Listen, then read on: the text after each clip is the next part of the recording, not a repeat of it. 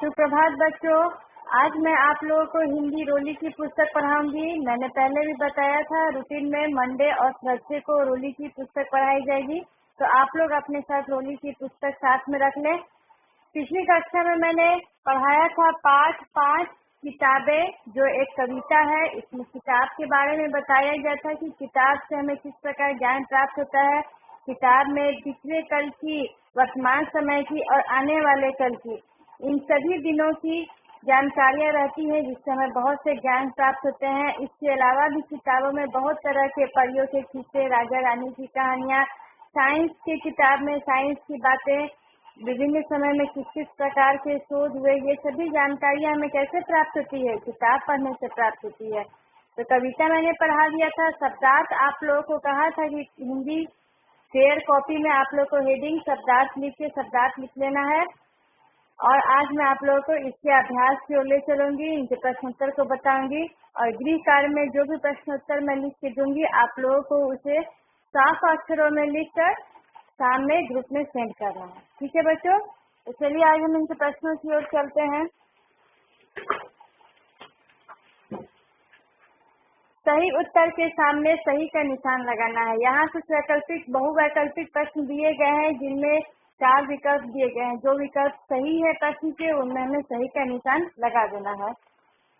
आप लोगों की पुस्तक में लिखित प्रश्न संख्या 6 यही है और ये मैं कराने जा रही हूँ। पहला प्रश्न है, किताबें किसकी बातें नहीं करती हैं? यहाँ ध्यान देने की बात है, किताबें किसकी बातें करती है नहीं है, बल्कि नहीं करती हैं। नहीं पे ध्यान देते हुए हमें प्रश्न का उत्तर देना है। किताबें किसकी बातें नहीं करती हैं? दुनिया की, खेती की, बुराई की और साइंस की। तो ये सब बातें करती हैं। दुनिया की बातें करती हैं, बुराई की बातें नहीं करती हैं, खेती की बातें करती हैं, साइंस की बातें भी करती हैं। तो इसमें कौन सी बात नहीं करती है? बुराई की बात नहीं करती है। तो बुराई पे हमें सही का निशान लगा देना है, क्योंकि यहाँ प्रश्न है किसकी बातें नहीं करती है। तो नहीं करती है, किसकी नहीं करती है? बुराई की बात नहीं करती है। ख नेक्स्ट क्वेश्चन है, किताबें किसकी बातें करती हैं? पल पल की, 10 वर्ष की, वर्तमान की और भविष्य की। तो ये सभी बातें तो करती हैं, लेकिन इसमें कविता के अनुसार वर्तमान की बातें भी करती है, भविष्य की बातें भी करती है, लेकिन बहुवैकल्पिक इन चारों विकल्प में जो सबसे सही विकल्प है, हमें उसी पे निशान लगाना है। और कविता के अनुसार यहाँ पल पल की, हर एक पल की में जब हर पल की बातें करेंगे तो उसमें वर्तमान, भविष्य मेरा और 10 वर्ष तीनों शामिल हो गया, इसीलिए यहाँ सही ऑप्शन होगा पल पल की। किताबों में अगला प्रश्न हमारा, किताबों में किसका राज छिपा होता है? साइंस का, रॉकेट का, बमों का या संसार का? तो किताबों में रॉकेट का राज छिपा होता है।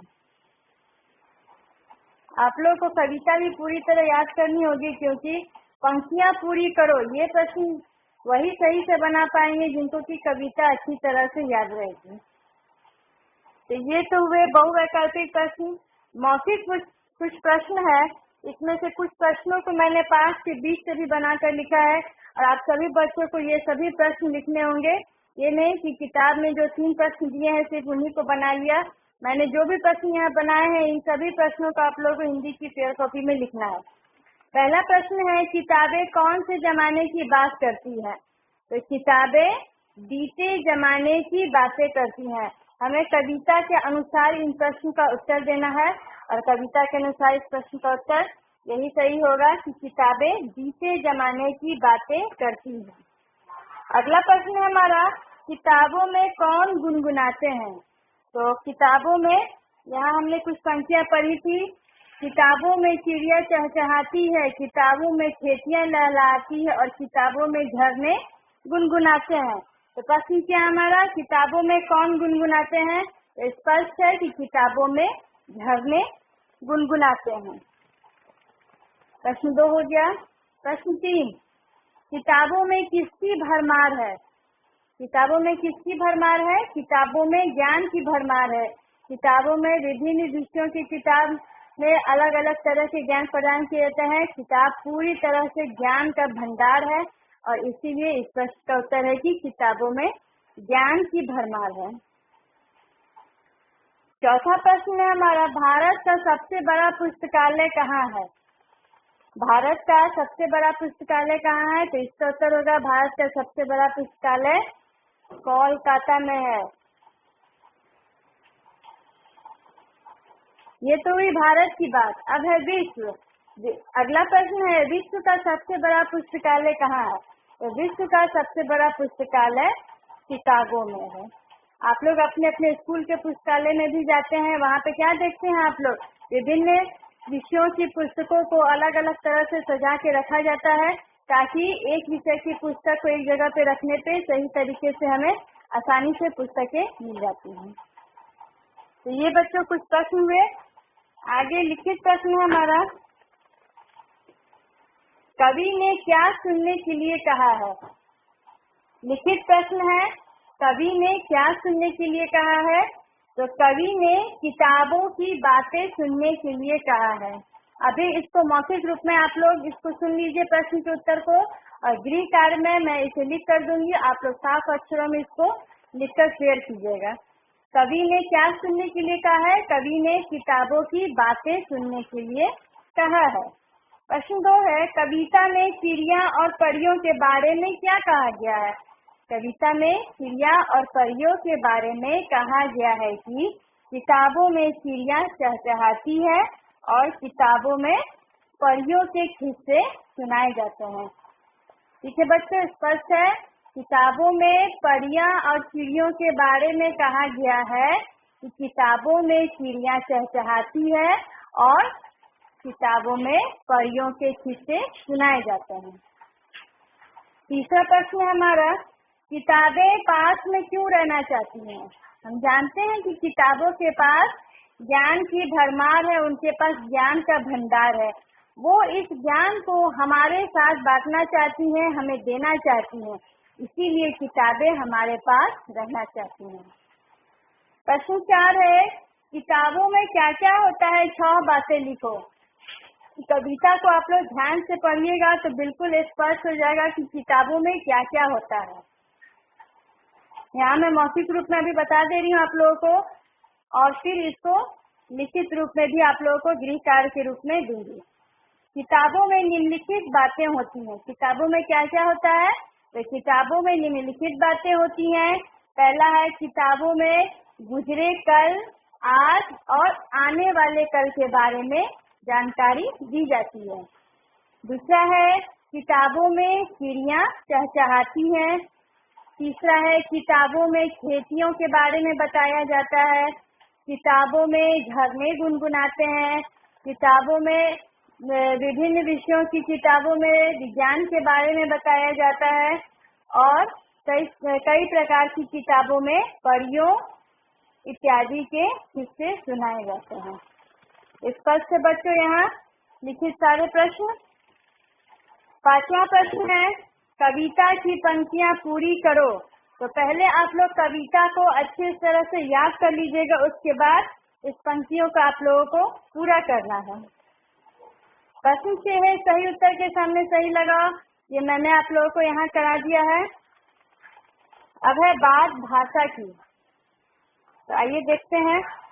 बात भाषा की के जितने प्रश्न हैं आप लोगों को किताब में ही बनाने हैं।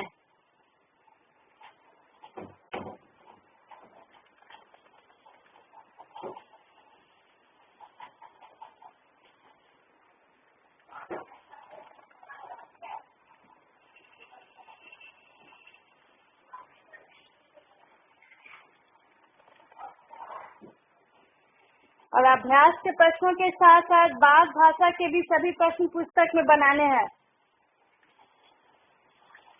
और बुक में कोई भी पेन से नहीं बनाएगा, पेंसिल से। आप लोग 4th क्लास में है, अभी आप लोगों को पेन अलाउ नहीं है, पेंसिल से ही जो वर्क मिलता है आप लोगों को पेंसिल से ही बनाना है।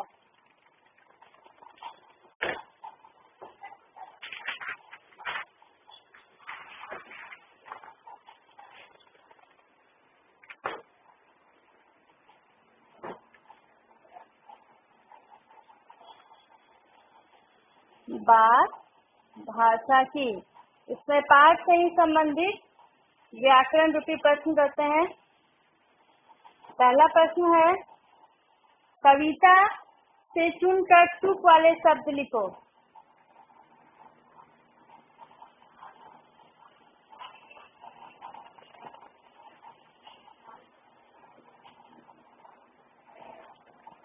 तुक वाले शब्द मतलब जो बोलने में एक समान हो, उसे ही।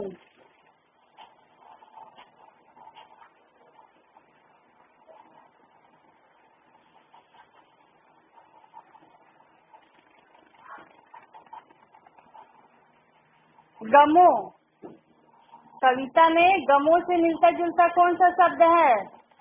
गमो का हो जाएगा बमो। संसार, संसार का क्या होगा?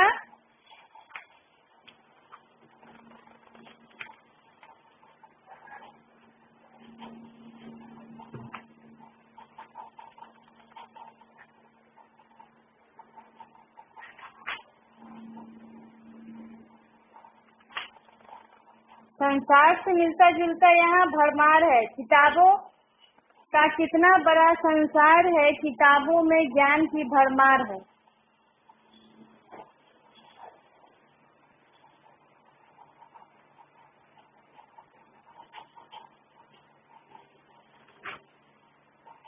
आवाज,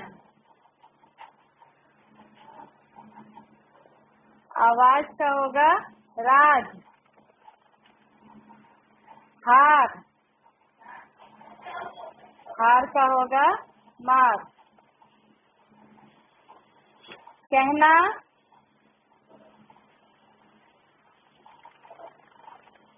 रहना। ये सभी देख रहे हैं समान तुक वाले शब्द हैं। सुनाते, गुनगुनाते।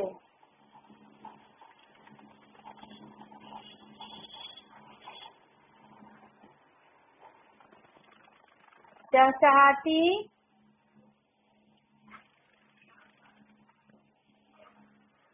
लहलहाती।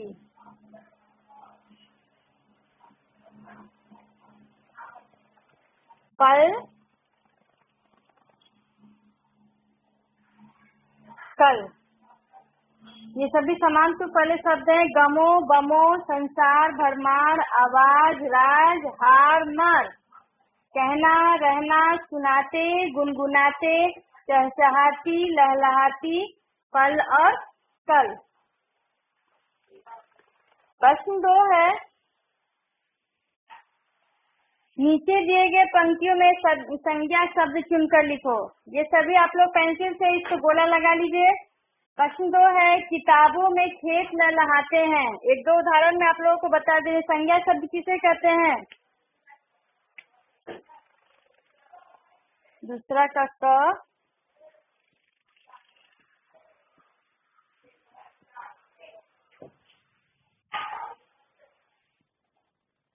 किताबों में खेत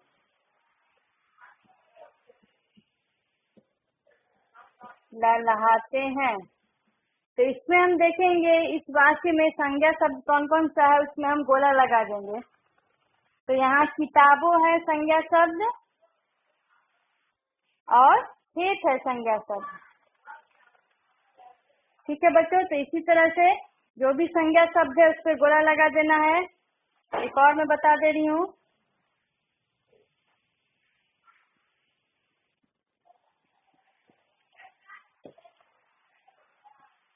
किताबों में झरने गुनगुनाते हैं। इसमें संज्ञा शब्द कौन कौन सा हुआ? किताबों और झरने। इसी तरह से अन्य वाक्य है, परियों के किस्से सुनाते हैं। तो इसमें आप लोग परियों में गोला लगा लीजिएगा। किताबें फूलों की बातें करती हैं। तो किताब और फूल में गोला लगा लेना है, ये संज्ञा शब्द है। किताबें इंसानों की बातें करती हैं। तो किताबें और इंसानों ये दोनों संज्ञा शब्द है, इस पर आप लोग गोला लगा लीजिएगा। तीसरा प्रश्न है, एक वचन शब्द से बहुवचन बनाओ।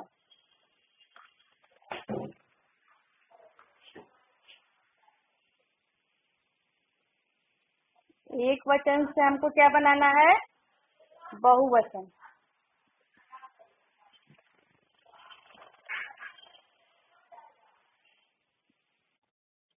किताब, किताब से क्या बनाएंगे? किताबें। किताब से किताबें।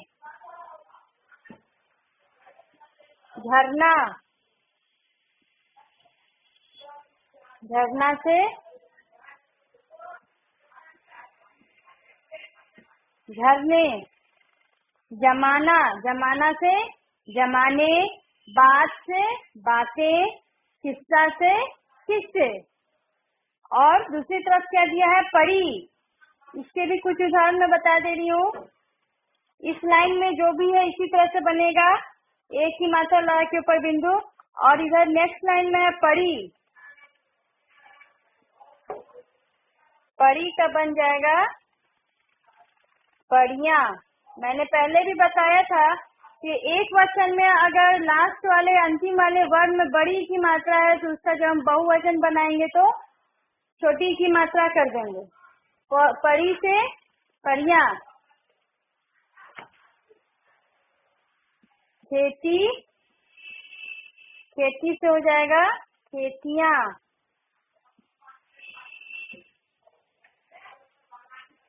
मिट्टी, मिट्टी से क्या हो जाएगा? मिट्टियां।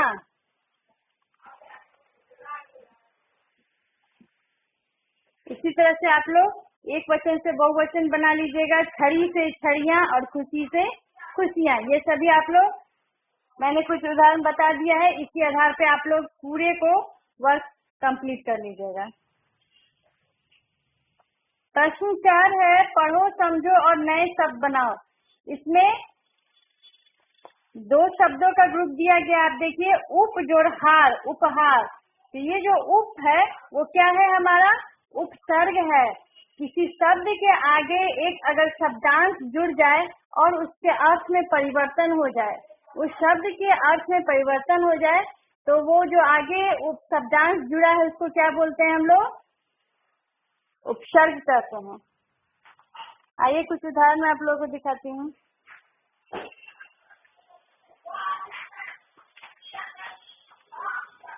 प्रश्न 4 है, उप जोड़ हार। ये हार हमारा एक शब्द हो गया है और शब्दों के आरंभ में हमारा क्या जुड़ गया है? उप। उप एक शब्दांश है, उप लग देने से इसका अर्थ बदल गया, उपहार। हार का अर्थ कैसे बदल गया? उप लग जाने से।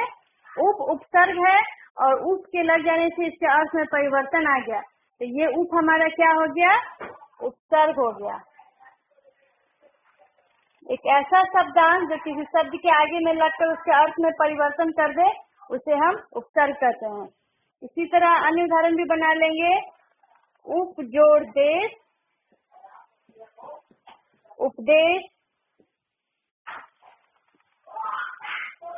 उप जोड़ कार, उपकार। देख रहे हैं ना, शब्द का अर्थ में पूरा परिवर्तन हो गया। देश से बन गया उपदेश, कार से बन गया उपकार, क्योंकि इसमें उप उपसर्ग लग गया। वी जोड़ ज्ञान, क्या हो गया? विज्ञान। यहाँ कौन सा उपसर्ग का प्रयोग किया गया है? वी उपसर्ग का प्रयोग किया गया है। इसमें वी हमारा उपसर्ग हो गया।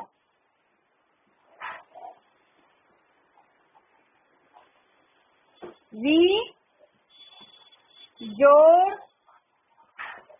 शेष, क्या हो गया? विशेष। स्पष्ट है बच्चों। इसी तरह से आप लोग वी जोड़ देश, विदेश। वी जोड़ जय, विजय। ये प्रश्न पूरे समाप्त हो गए। तो आप लोग इन सभी को बनाने का बहुत सारे उदाहरण मैंने बता दिए और एक दो उदाहरण आप लोगों के लिए बनाने के लिए छोड़ दिया है। किसी को कोई भी परेशानी हो, जब शाम में होमवर्क के लिए ग्रुप खुलता है तो आप लोग बिल्कुल उस समय पूछ सकते हैं मुझसे। ठीक है बच्चों, तो इन सभी प्रश्नों को बात भाषा संबंधी सभी प्रश्नों को आप लोग किताब में बनाइएगा। आगे पढ़ाई अगली कक्षा में। धन्यवाद।